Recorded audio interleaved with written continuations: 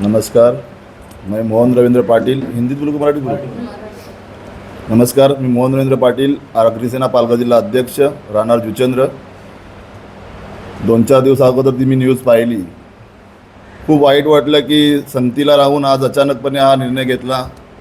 सोबतीला खूप आम्ही कामं केलेत आणि कैलास काकांनी जे आम्हाला पूर्णपणे सपोर्ट केलेला आहे की गोरगरिबांना न्याय कसा द्यायचा, त्यासाठी आम्ही सर्वांनी एकत्रपणे जो काम करत होतो. त्याच्यात आज 2-4 दिवसापूर्वी अशी घटना घडली की आमचे जवळचे मित्र प्रवक्ते जयेश पाटील यांनी जो निर्णय घेतला तो मला तरी वाटतं काही चुकीचा घेतलेला आहे की त्यांनी कोणाला न सांगता हा निर्णय घ्यायला नव्हता पाहिजे. कारण आपण एक परिवार म्हणून इथे राहत होतो.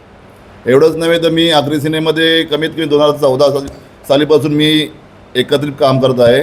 मी जनार्दन पाटील अध्यक्ष असलेले त्यावेळी देखील मी काम केलेलं आहे आणि काकाच्या माध्यमातून मला पालघर जिल्हा अध्यक्ष म्हणून जाहीर झालेलं आहे. पण मी कधी अध्यक्ष म्हणून काम नाही केलं. आम्ही एकजुटीने जे आता ही टीम बसलेली आहे सर्वांनी एकत्रितपणे राहून आम्ही कामं केलेली आहेत आणि संघटना वाढवण्यासाठी कामं केलेली आहेत. मी देखील एक पक्षवादी कार्यकर्ता आहे. मी उद्धव बाळासाहेब ठाकरे पक्षाचा देखील कार्यकर्ता पदाधिकारी आहे. पण आम्ही पक्ष साईडला ठेवून अग्रिसेनेचं बांधिलकी आहोत आणि पहिला समाजासाठी आम्ही कामं करत आलो आणि कामं करण्यासाठी आम्हाला ताकद दिलेली आहे ती आमच्या कैलास काकांनी. आणि काकांनी ज्यावेळी आम्हाला आवाज दिलेला आहे त्यावेळी आम्ही तिथे उभं राहिलो आहोत. आणि आज अचानक असा एक मुलगा बाजूला जातो आणि सांगतोय की आम्ही अग्रिसेना संपवली, तर अग्रिसेना संपण्याचा विषय येणार नाही. कारण अग्रिसेना हा एकाच्या अवलंबून नाही आहे की नाही. आता ही आमची परिवारात जी बसलेली टीम ही तर कमीच आहे, फक्त शून्यातून एक दिसते तुम्हाला. अशी आम्ही काकाने जर आवाज दिला तर लाखोने इथे उभे राहतील, एवढी काकाची ताकद आहे.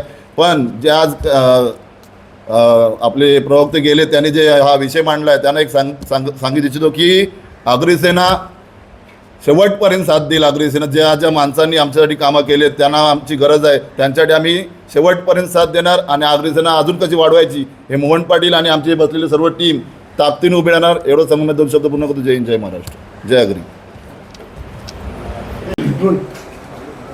नमस्कार, मी रुपाली संदेश पवार, अग्रिसेना वसई-विरार महिला अध्यक्ष. आज मला माझं सांगण्याचं कारण हेच आहे की मी त्या न्यूज बघितली आहे की त्याच्यामध्ये जे अग्रिसेनेतून जे गेले आता त्या दिवशी त्याच्यामध्ये एक महिला होती. त्या महिलेला तिकडे प्रवेश कोणत्या प्रकारे करून घेतला की ती अग्रिसेनाची महिला अध्यक्ष आहे म्हणून. पण ती तर अग्रिसेनाची महिला अध्यक्ष नाही आहेत, त्या आता दुसऱ्या पक्षाच्या आहेत. त्या पक्षाचं मी आता नाव घेत नाही, पण ते दुसऱ्या पक्षाचे आहेत. पण माझं आजचं मला पद सांगण्याचं जे गरजेचं कारण तेच आहे की महिला अध्यक्ष मी असताना कोणतरी एका एवढ्या मोठ्या पक्षाला फसवून की अग्रिसेनेची जिल्हाध्यक्ष आहे म्हणून फसवून त्यांचा प्रवेश केला गेला. आणि राहिला की 400 लोकांचा प्रवेश झाला, काही झाला, XYZ, आम्हाला त्याच्यावर बोलायचं नाही आहे. पण आपण बोलतो ना की सुपड्यात जेव्हा आपण धान्य घेतो जेव्हा आपण ते साफ करायला, तेव्हा त्या साफ करताना त्याच्यातून काय निघून जातात? धान्य निघून जात नाही आहे, त्याच्यातून कचरा निघून जातो आणि धान्य राहतं. तेच धान्य आज इकडे दिसते आणि हे आता थोड्या प्रमाणात आहे. जेव्हा वेळ येणार अग्रिसेनेचा तेव्हा प्रत्येकाला माहीत आहे की किती प्रमाणात अग्रिसेना रस्त्यावर उतरते आणि लोकांची कामं करते.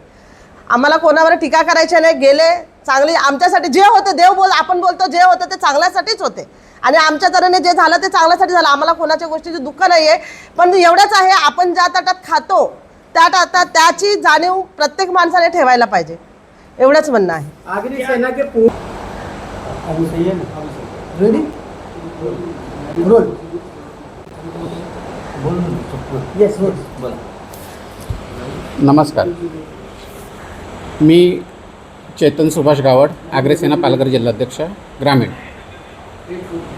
आताच 2-4 दिवसापूर्वी कळलं की पालघर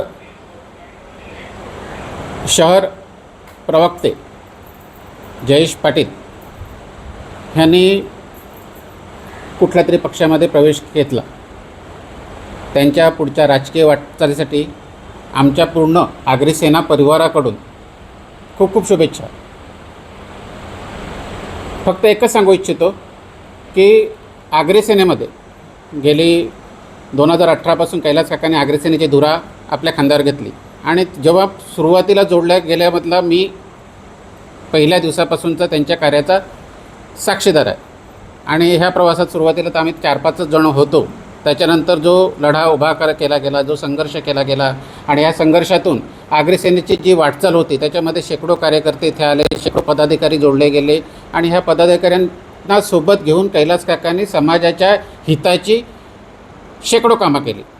जो माणूस आमच्या दारात आला त्या प्रत्येक माणसाला, त्याच्या प्रत्येक कैफियतीला, त्याच्या प्रत्येक विवंचनेला न्याय देण्याचं काम कैलास काका आणि त्याच्या सहकाऱ्यांनी सातत्याने केलं आणि त्यांनी इथले जे सत्ताधारी होते, इथली महानगरपालिका होती, ह्या सर्वच सत्ताधाऱ्यांच्या, महानगरपालिकेच्या ज्या काही त्रुटी होत्या त्या त्रुटीवर घणाघात केला.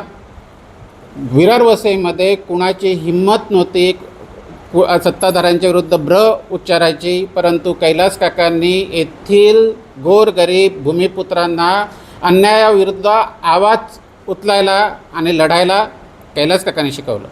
इथे अन्यायाविरुद्ध लढणारा कैलास काका हा पहिला व्यक्ती होता ज्याने रस्त्यावर उतरून संघर्ष केला आणि त्यांच्या ह्या कार्याची दखल पूर्ण वसई विरारने नव्हे, पूर्ण महाराष्ट्राने घेतलेली आहे. आणि त्याची परिणती आणि त्याची फळ की ज्या सत्ताधाऱ्यांचे 3 आमदार, 1 खासदार इथे होते, ते 3 खासदार आणि 3 आमदार आणि 1 खासदार आज घरी बसले. कारण कैलास काकांनी जे खरं आहे ते त्यांनी खरंच बोलले, जे खोटं आहे त्या खोट्याविरुद्ध त्यांनी शेवटपर्यंत आवाज उचलला आणि लोकांना न्याय मिळवून दिला. आता फक्त इतकंच सांगतो का कैलास काका, आज काही जणांनी म्हटलं की विरार वसईमध्ये सुपडा साफ झाला, काही झालं, पण तुम्हाला एकच सांगतो, एक पदाधिकारी आमच्याकडे आता हे जे आहेत ना, हे आमचं एक कुटुंब आहे आणि ह्या कुटुंबातला फक्त एक पदाधिकारी काही गेला म्हणून काय आगरी सेनेची काही त्याला फरक पडत नाही. ते गोम असते ना, गोम, त्याला हजारो पाय असतात, त्यातला एक तुटला तरी त्याला काहीच फरक पडत नाही. तशातलाच आमचा हा एक परिवार आहे. आम्ही एक कुटुंब प्रमुख म्हणून कैलास काकांना पाहतो आणि एक कुटुंब म्हणून आम्ही सगळे काम करतो. जोपर्यंत समाजातला तळागाळातला वंचित एकही व्यक्ती ह्या दारावर येत राहील तोपर्यंत त्याच्यासाठी आगरी सेना सदोदित काम करत राहील. त्याच्यामुळे फक्त एकच सांगतो कैलास काकांना, कैलास काका तुम आगे बढ़ो, तुम्हारी ज़रूरत है, हम तुम्हारे साथ है. इतके बोलून माझे 2 शब्द मी संपतो.